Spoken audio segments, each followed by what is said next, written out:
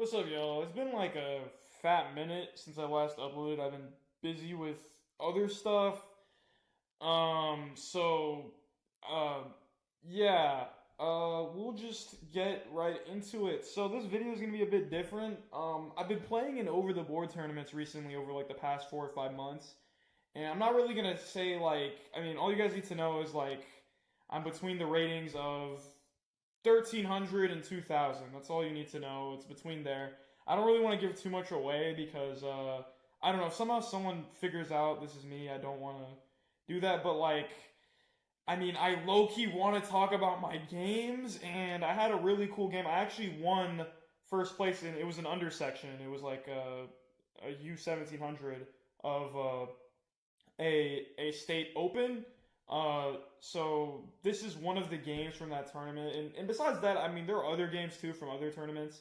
I just wanted to show some cool games and talk about them. I wanted to try out this sort of style where, it's almost like a game recap. I don't have my face cam or anything like that, because like I said, I want to try my best to remain anonymous, but I probably will be found out. It's not a big deal. I'll find a different gambits to kill them with too. Um, so today we are going to be discussing, I think, my favorite game from my last tournament, the one I won in, and it is a really cool game. I'm probably going to just go over some ideas, and I don't want to make this super long, which knowing me, it's going to be freaking like, dude, 30 minutes, but whatever. So I open up with e4. I have the white pieces, by the way. And, I mean, there's the notation on the side. I honestly don't know how to get rid of it, but we will deal with it later. I'm not going to have the engine on. I'll put the engine on later. I kind of already know the evaluation, but this game is low-key the perfect example of why engines literally don't mean jack. Like, if you're using an engine to determine your openings and all this stuff, like, you'll see what I mean. But I open up with e4, and my opponent plays c5. He's a sophisticated human being. He plays the Sicilian, and immediately I'm thinking, okay, hopefully I can get one of my gambits. I'm not gonna talk about it all my stuff in depth, but okay, I play knight f3, which is, you know, this is all the mainline stuff. This is what all the GMs play. Knight f3. There is, the Alapin, of course. Okay, that's not the Alapin. There's the Alapin. There is the Smith Mora. There is so many things. There is, I'm pretty sure, Knight c6, the closed. There's even the. I'm not going to talk about this, and you can figure out why. There's that Sicilian. I'm sure there's so many options here. I'm not going to. I mean, I've already blabbered on about it. But he plays d6, which, I mean, everyone seems to play this d6 Sicilian, and they think they know what they're doing. Ironically, I had another game, and I mean, if you've seen the notation, you already know what Sicilian this is, but d4, entering the open Sicilian, or, I mean, not the open, this is the open Sicilian, I'm 90% sure. I don't know if there's any other moves, maybe, okay, there is, like, the delayed Alapin, but d4 is the main move. Takes, this is all theoretical. Here, I think knight c6 is the only move, and ever since I've started getting into these open Sicilians, like before I play some anti-Sicilians, but ever since I'm getting these Sicilians, this seems to be the only move people play. I'm sure knight c6 is also a move, and I'm sure e5 is probably a move, but this is the main move, and after, there's like one last chance for me to chicken out here, and I wouldn't even call it chicken out, but play an unopened Sicilian and play the Prinz, which is f3, and the idea behind f3 is just to play a Maroczy structure. Who knows? I might play it.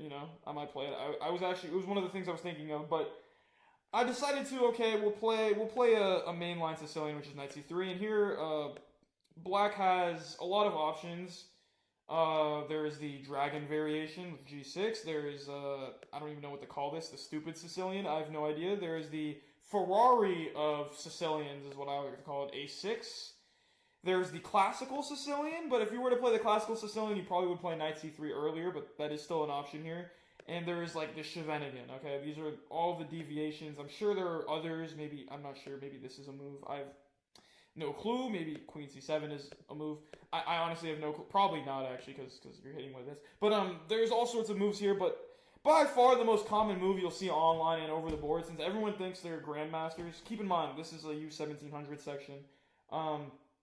Everyone thinks they're great. I think even, I mean, I've beaten 2,000, or not beaten, but I've beaten like 1,800, 1,700, 1,800, 1,900 players over the board. Like, I mean, I don't think you should be playing the NAJDORF, and I've had 2 NAJDORFs on the board. I've won both of them, but A6, the NAJDORF. I've been egging you guys on, and I play a move.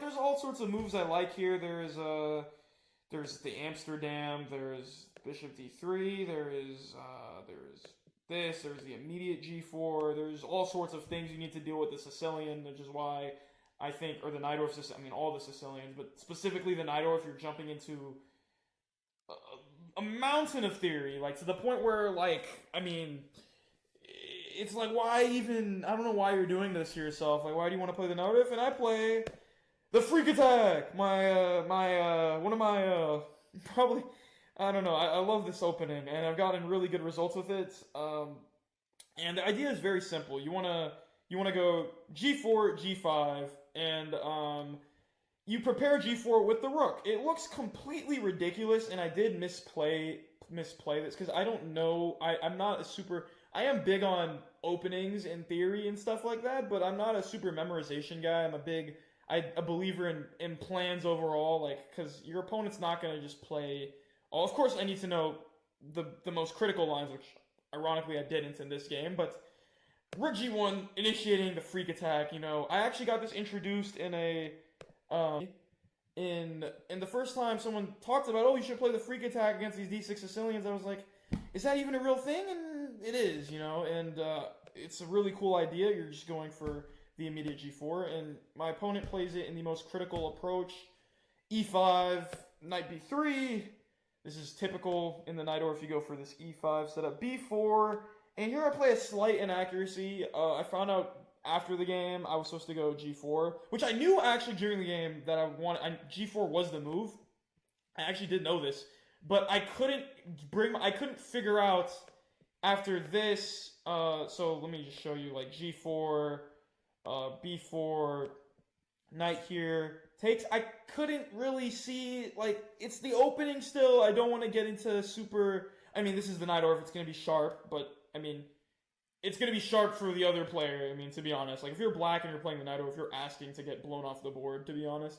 I don't understand the NAJDORF at all. I mean, I do, obviously. You can say you do, oh, A6, B5, get your bishops, the NAJDORF bishops, on, what is it, these 2 squares, and, I don't know, you play like a GM. I feel like a lot of people like playing the NAJDORF. They're okay losing, but as long as they say, yo, I played the NAJDORF, they're like, I played the NAJDORF. I got crushed in 15 moves, but I played the NAJDORF. So I couldn't bring myself to go for this line, so I just played A3, which just prevents any ideas to here. But you're actually supposed to get the bishop on this long diagonal after G4, which does make sense, but, in the game, I don't have an opening book in front of me, so, yeah, bishop B7, and, here, I didn't think of it much during the game, but I'm pretty sure the NAJDORF bishop belongs here. But I did think this was the best move during the game, because I wasn't really thinking like that. I was thinking, okay, the bishop is here in the Sicilian, it's here a lot. You get a queenside expansion, you go bishop here, and he's targeting this pawn. And here I was debating 2 moves, F3 and bishop D3. I ended up going with bishop D3 because F3 I was afraid of D5, which is, the critical approach to meet the Freak Attack. I think it equalizes immediately or something. Whatever that means, I don't know. Apparently, that's what all Grandmaster talk. I'm not a Grandmaster, so I couldn't tell you. But, I mean, it is annoying. It is annoying. I guess the more concrete way to look at it is it gets rid of this weakness on D5. I mean, and in that position, I wasn't really comfortable with having, like, a pawn structure with F3, this pawn is gone, this pawn is gone, and the queens are seeing each other, and then probably going to go for a queen trade, and in that endgame, I don't know who is better, but all I knew is I didn't want to go for that, so I thought, okay, let's go bishop d3 first, and at least I blocked the vision from the queens seeing each other, it's a game.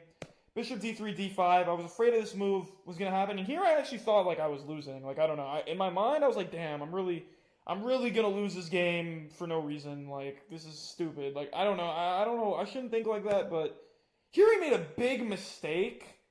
He took with the bishop, which here I was, like, confident. I was like, oh, wow, he's giving me the bishop pair. in a wide open position. But to be fair, when I analyzed it with this guy, I'm not going to say anyone's name because, first of all, I want to remain anonymous, and I'm sure my opponents want to remain anonymous as well.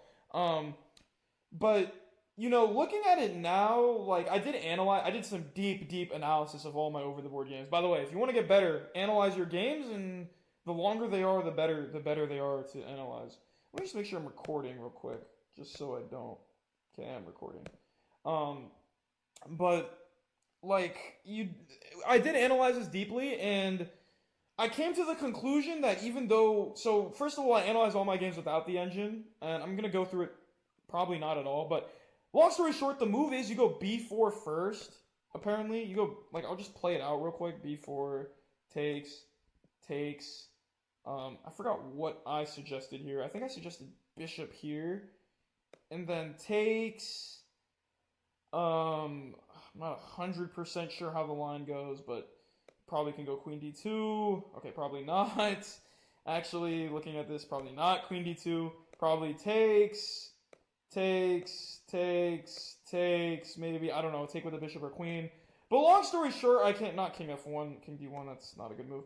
But long story short, in this position, I played this out multiple times. Not this particular position, but I have a close, friend of mine that I analyzed games with, and we came to the conclusion. I mean, I think maybe f3 is the move here. Maybe you go rook e1. I'm not 100% sure. But this wasn't I'm not sure if this is the exact line. But long story short, we established that I get queenside castling, and my plan is very clear: g4, h5, and we played multiple sparring, went through it, and we just came to the conclusion that black is somehow losing in all of these lines. I don't know how, but this is what I mean when I say engine is stupid, but that's what he should have played. I thought knight takes was the best move, but then he was like, bro, if you play knight takes, you just play here, and I was like, yeah, I would have found that. So b4 is critical, which is why, bro, don't play the NAJDORF. I mean, b4 might seem obvious after pointing it out, but I mean, it is pretty obvious after pointing it out, in fact. But it took me and my other chess friend a while to figure out that b4 was the approach, because we did come to the conclusion that d5 was the best move. This was the best move. And even with analyzing with the opponent, we couldn't figure out where he went wrong. And you'll see, even in my opponent, which all these guys, they're big engine, nerds, they love looking at engine. He took a couple of moves from the engine and played it out against me, and I was winning in, every line, or if I wasn't winning, I had a clear plan. So, bishop takes, I thought this was a huge mistake, and b4 is the approach. I thought knight takes was better, but my opponent promptly pointed out this is just losing a piece after a knight takes, bishop there. But here, the big issue is, I was also afraid with him taking with the queen, and the reason taking with the queen is more annoying, I'm pretty sure, is because of, it's because this is now a big threat, which I do address, because here, I was debating of going f3, but I was like, bro, he can push anyways, or I don't know why, there was some reason why I didn't like f3 here, but that's the move I was considering. I ended up playing bishop to e3, and here I was like, okay, if I go into an endgame, I think I'm better. And when I say go into an endgame, a position like this, where, it is an endgame, and that's something I've been trying to get better at, is accepting better endgames. A lot of times I'll avoid endgames, because I think endgames are, they're so boring, but in order to be a complete, well-rounded chess player, you need to be good in all facets of the game. I am the Gambit cow, but I need to be good in endgames as well. I need to be, I can't even think of a name, but this is the line I was thinking that, okay, if he wants to go into an endgame, I'm better here. I have the bishop pair. This position is wide open. I'm more developed. My rook is in the game, and there's a quick plan of going f3, bishop takes, king f2, and I think I'm better in this position, and I can get my other rook to the center. My king is in the center. He's probably going to have to, which is good in the endgame, by the way. And I have the bishop pair. That's the big thing. I have the bishop pair, and it's not even like I have the bishop pair and the position is closed. The position is wide open. So I evaluated that this endgame was fine for me, so I went with bishop d3. And here, I was calculating all sorts of stuff. I wanted to get castled immediately. I wanted to get castled so bad. I wanted to get my king to safety, bring my rook to the d file. So here I calculated a crazy line.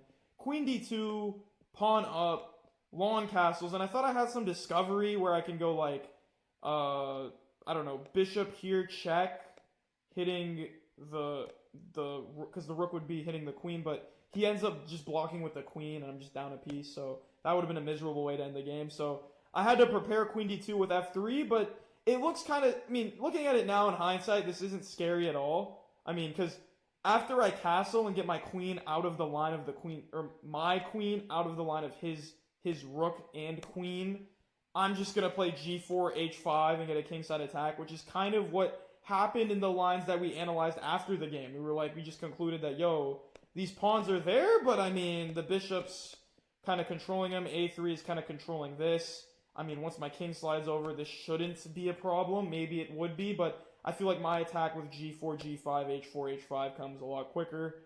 But yeah, I play f3, and f3 does two things. It controls, controls the e4 square, so this pawn push doesn't trap my bishop, because if I go queen d2, which, I mean, I could go queen d2, or I mean, queen e2 is what I wanted to go, not queen d2. I didn't like the idea of my rook being seen like this, because, I mean, it's obvious he's going to bring his rook into the game. My opponent isn't completely... None of my opponents are stupid, by the way. I don't want that to... All my opponents they're all chess players. They're all respected chess players. They're all good. Everyone is good. Regardless of rating, says everyone is a good chess player. I might say in my videos that, yo, this guy sucks, this guy's passive, this guy's this and that. I mean, I'm saying that mainly for... Low-key, I'm not joking with that, I'm gonna be honest, but, I don't mean it to be, like, offensive or anything. Especially, these are my over-the-board opponents. I respect everyone, even online opponents. Besides the point. Rook here, queen e2, and simple plan. Castles, and even here, like, if this guy... First of all, he can't castle, by the way, because if he castles, he gets hit with bishop check. And here I was calculating a crazy line where I sacrifice a bishop, a knight, and a rook for the queen, but I have 3 passers. I can't for the life of me figure out what that line was. But during the game, I was considering it, and I still don't know. Maybe I'll figure it out the more and more I analyze. But the big problem here is, I mean, analysis will say, engine is saying this whole line is equal, by the way. I'm not going to put it on. It'll say, oh, plus 0.8, right? What is it? Okay, plus 1. Okay, I can see plus 1. Okay, oh my god, I'm so much better in this position. But going all the way back, like, I mean... I genuinely don't think plus 1 is that big of an advantage, by the way. Like, I know some of you guys will be like, oh my god, plus 1, holy cow, I'm gonna resign. Like, no, plus 1 doesn't mean anything. All the stuff I play is freaking plus 1 for the other opponent, or minus 1 for the other opponent. Hell, this rook g1 line is probably, like, freaking plus point. I don't know, bro. Like, plus 1 isn't that big of a deal, but, okay, maybe in this position, I think it's more like, I mean, it's more big of a deal that he's getting attacked on the G file. That's kind of what I was more worried about was the kingside attack, like, for my opponent. When I say worried about for my opponent. And so here I was like, okay, long castles, bishop, what did he play? Bishop e7. I was like, okay, if he, first of all, he can't castle, because if he castles, he's just gonna get hit with this. That would be a funny way to end the game, but I probably wouldn't post it. This wouldn't be my first over-the-board recap. That wouldn't be that cool of a game, but either way, even if he manages to get rid of, like, let's say he slides the queen to here, which is, you know, he didn't find this on his own, but after the game, he looked at his phone, he's like, oh, yeah, I'll probably just play queen d3. And I was like, okay, and we played it out, and we just concluded, I mean, like, okay, queen d3, g4, I mean, what? Castles, I mean, okay, well, not there, but, I mean, like, you know, g5, h4 is coming. Long story, I'm not going to play out all the lines, but long story short, I concluded that the NAJDORF is just not good. And maybe my opponent did play this incorrectly, which he did, not playing b4, but even in those lines, it was dead equal. It actually was, like, I think it was better for black, since you guys, like, oh, plus 1, minus 1 is such a big deal. It was, like, minus 1 for black, and I played it out against my chess analysis friend partner, and we concluded that black's just getting checkmated in half the lines, or it's very difficult to find the moves. This is a big mistake, and I think this is out of sheer panic. Classical is 90 plus 30, by the way, so it's 90 minutes plus 30 seconds. I'm not sure how much time we had on the clock here, but it definitely was more than enough. Like, I think the game ended when both of us had 30 minutes on the clock, so this is a big mistake, and the reasoning behind this move is obviously he just wants to get out of this thing, and he's desperate, so he just chucks the knight here. I thought this was a huge mistake. I obviously didn't want to take with the knight because after this he gets a tempo on my bishop, and I didn't like that, and I think this knight's better than this bishop anyways. Maybe they're equal. I wouldn't. Better is a strong word, but I don't want him to get a tempo. I just take. The problem with this is this opens up the e file. You know, that's the big issue with this. It opens up the e file, and by closing the d file. Hold on, give me 1 second. By closing the d file, you open up the d file, which is, I mean, first of all, when you open up the d file, you can't even castle because the bishop will be hanging, but there's even more problems than that, and you'll see.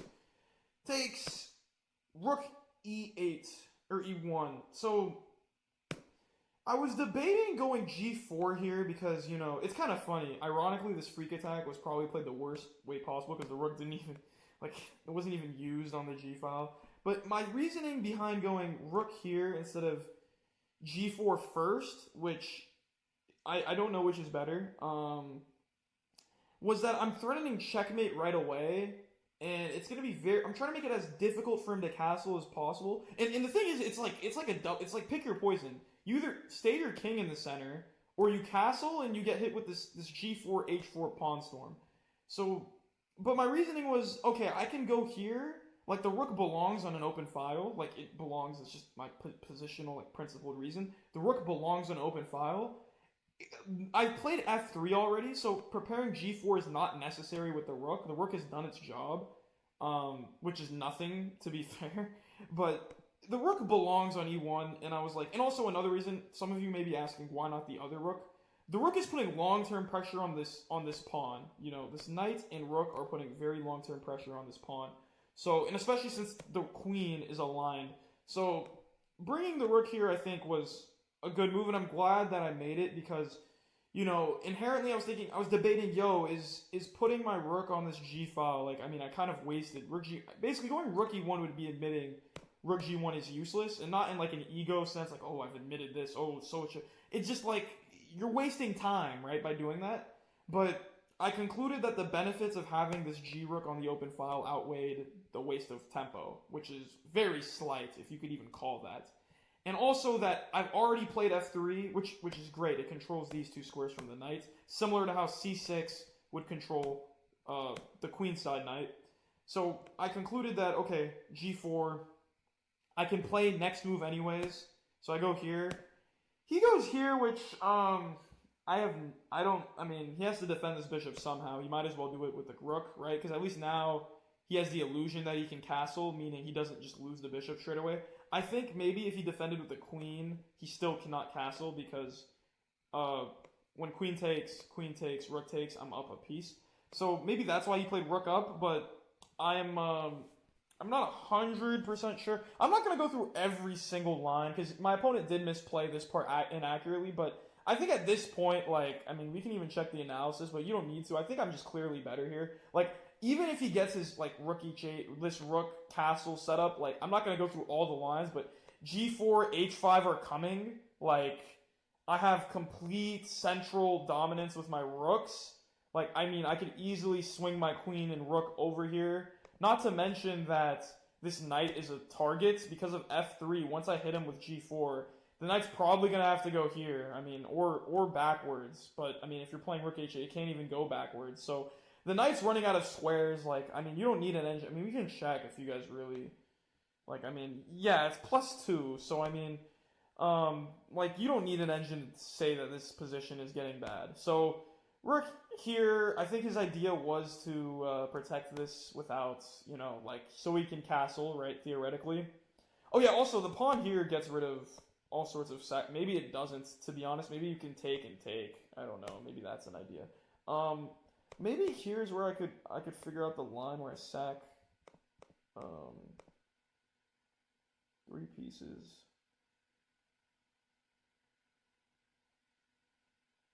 I still can't figure out. There was like a line I was calculating where I sack at least a knight, a bishop, and a rook for a queen for 3 passers. I can't figure that out though. Okay, g4. there's a multi-purpose move behind G4. G4 is simply, okay, I'm starting my kingside attack. You can castle if you want to, but you're going to be castling right into my kingside attack.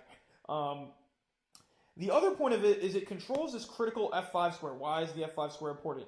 Well, what can go to the f5 square? The light squared bishop. What does this do? This opens up the rook and knight on this, and taking is an immediate threat. Another thing is this bishop will be hitting the rook, and another thing is this rook is guarding the bishop, so it needs to stay on this 7th rank. So it's just getting really bad. Like, all my pieces are getting active. My knight is putting pressure here. My rook is putting pressure here. My bishop will be putting pressure here. My queen and rook are just putting immense pressure on the king. It's like, G4 is coming, hitting the knight. Like, it's gonna, I mean, you can already see it's gonna end badly. So, my opponent played queen here, which is an immediate blunder, I think. I mean, you can't play this slowly. I think he told me, he just completely missed bishop f5, by the way. Bishop f5 is just completely missed. I don't know what he plays here, to be honest, but it's definitely not this. His idea in my head was, okay, he wants to bring his knight here and here, which I asked him after the game, which was his idea, but it's just too slow. I don't know how it's just too slow. Bishop f5. I mean, rook here, and I mean, you can already see how this becomes a disaster. I mean, you can't. I mean, maybe. I honestly don't. I mean, this pawn is falling. That's the main problem with bishop f5. It opens up the rook. And, I mean, here we can suggest alternatives, but the game ends very nicely with this queen c7. You guys see it. The game ends very nicely with this nice blow, killer blow. By the way, queen c7, he probably could have been more resilient. We can look at it in a second. But this was I was very happy. I saw this all the way back here. After I played bishop f5. If at any point the queen drops to the 7th rank, well, okay, that's a lie. I didn't see it all the way back here. I saw it after he moved the rook. Yeah, after he moved the rook, if at any point this thing drops to the 7th rank, or even the 7th rank, like, he's gonna get hit with this tactic, which is, I played this, like, immediately. I blitzed it out. Bishop d7. I really love this move. I thought this was super cool, and my opponent resigns because there's nothing much to be done here. Also to note, I was debating between rook d7 and bishop d7. They both work. Bishop d7 is a bit, like, I think it comes with a check, but I literally think they both work. Like, I'm 99% sure they both work. But bishop d7 is a killer blow. I thought this was such a cool move, and I was very happy the game finished this way. The idea behind bishop d7 is even though this square is protected 1, 2, 3, 4 times, I mean, it's too much. You know, my opponent has made too many positional concessions. My pieces are too active. There's going to be a tactical blow, and this is it. So this is just game over. So best case scenario, he has to take with the queen, in which case it's not even that I have what's it called, a queen and a pawn for a knight or a bishop and rook. It's more to do with, okay, first of all, you can't take with the knights. You're gonna get mated, so you have to take with the rook. You run into knight c4 ideas, and my pieces are just too active. And I mean, after knight c4, I'm just gonna push. I mean, first of all, I can go for probably a kingside attack, but that's not even the easiest way to win it. I probably could just push my queenside majority, get a 3-on-2, and convert it like that. And it is a classical game. My opponent resigned after bishop d7. He probably had enough of the freak attack, but like, okay, let's go through why bishop d7 was cool.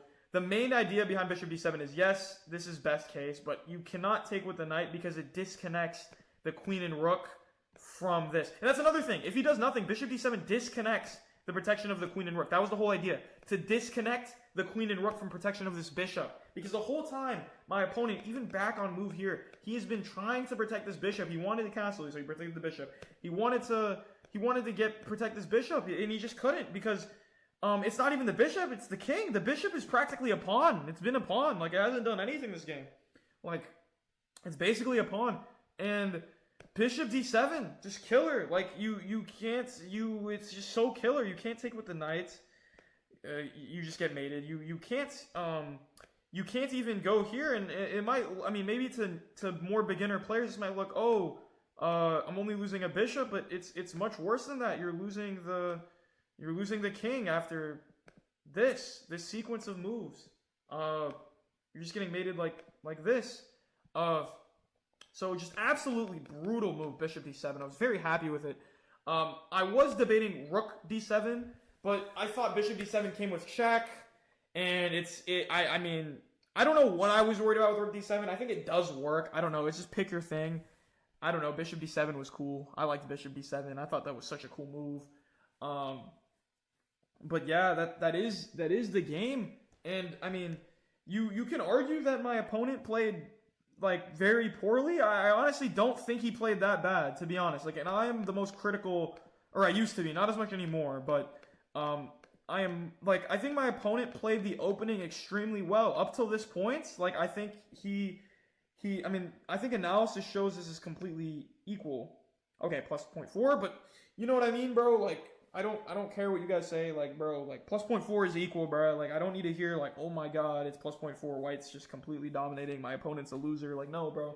My opponent, this idea, d5, is the whole idea to counter this freak attack. And ironically, my opponent said he had prepped against the freak attack, like, he knows what the freak attack is. So, I was even more proud of that. Like, my opponent knew what was coming, he knew the ideas, and it worked. Like, if you guys think of it, this rook did nothing the entire game, except come to e1.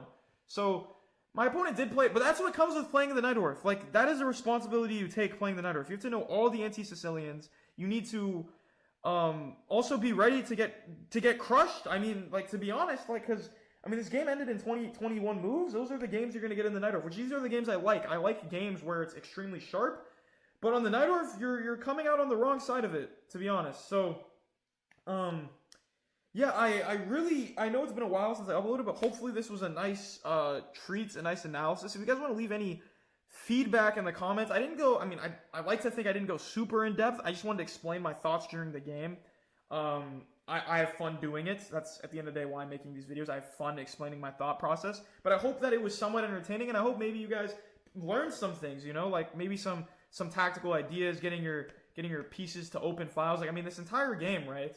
Like, it's all principle. That's, like, my biggest piece of advice to anyone that's looking to improve. Like, even at my level, like, and when I say my level, I'm, like, not that good, like, in the grand scheme of things, but a lot of people may think that 2100 online, or whatever rating I am, USCF, I shouldn't even say that, like, whatever rating I am, over the board, like, oh my god, you're so good. Like, I'm really not, but if you aspire to be at that level, but even at my level, like, I just played principled chess. Like, this stuff is all opening, like, I mean, but from here, I mean, I just played principled chess, just getting all my pieces developed. Like, you notice that I'm not moving the same piece twice.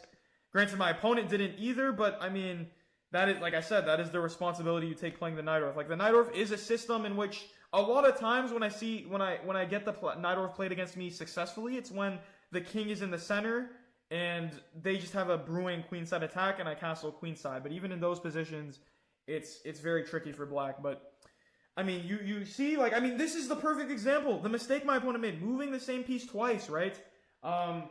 Queen d3 should have been played. I still think there I have a good advantage. Like, I mean, I have g4, h5 ideas. Like, I don't see a very clear way to get to my king. Maybe there is, but, I mean, just playing principled, aggressive chess. Like, I mean, getting the files open, like, opening up the e-file, putting pressure on the e-file, getting your last piece into the game. Like, you can argue this bishop is my worst piece, but there isn't really a thing immediately I can do. Yes, maybe I can go here, but if anything, that helps him, I feel like. I mean, he can take, and okay, maybe you can argue I go rook takes here, maybe, in that line. I'm not 100% sure. But my point is, I believe this rook is worse than this bishop. At least this bishop is pointing at the king side. This rook, its whole role was to push g4. This role is now diminished because f3 now controls g4, so g4 can be pushed regardless. Rook g1, getting the rooks to the open files. A lot of people don't use their rooks. A lot of people don't use their rooks. Their rooks are a very powerful piece. You need to use your rooks. And even though I guess I'm saying, oh, I'm moving the rook twice, in this particular case, right, there's exceptions to be made. What is this rook doing on g1? Nothing. What is the rook doing on e1? Putting massive pressure on the e-file. So, Very happy with this game. Finished with a killer tactic, Bishop D7, to disconnect the pieces. You know, I mean, maybe you guys don't think it's that cool of a tactic. I'm not sure. I thought it was sick. You know, especially with Queen C7. You know, you're forced to give up the queen. I'm not gonna go too in depth on how the endgame would go, but long story short, Knight C4 would be played, hitting the rook here, and then you'd go for queenside majority. I've played this against Stockfish because this is such a crushing advantage that you do want to work on converting your games against like an engine or an AI.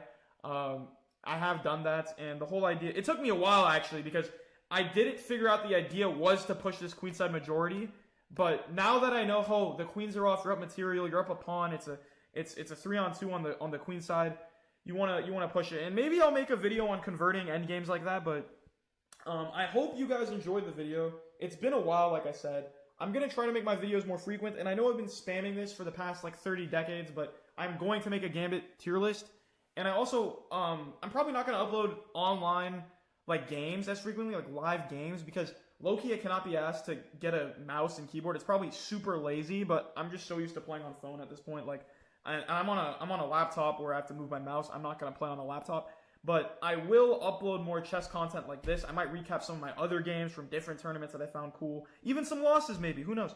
But I hope this was entertaining, and I hope it wasn't too long. It probably was too long. It was probably like 40 minutes. But, you know, I hope it was at least an entertaining and informative 40 minutes. So, I hope you guys have a good day, and thank you guys for watching. Have a great day.